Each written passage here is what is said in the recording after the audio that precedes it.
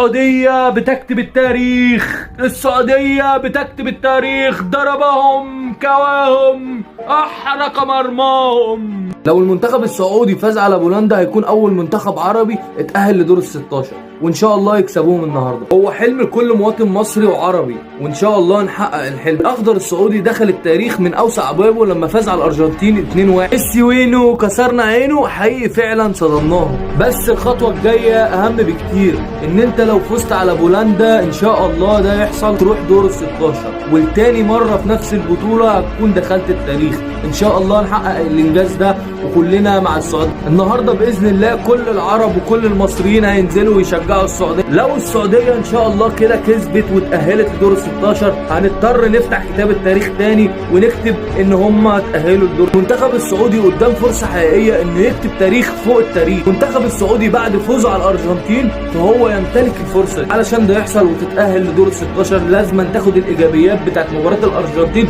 وتتجنب السلبيات بتاعتها. ان شاء الله تكسبوا النهارده وترفعوا راسنا. كنت عايز اقول لكم حاجه قبل ما انهي الفيديو. سعوديه سعوديه سعوديه سعوديه سعوديه سعوديه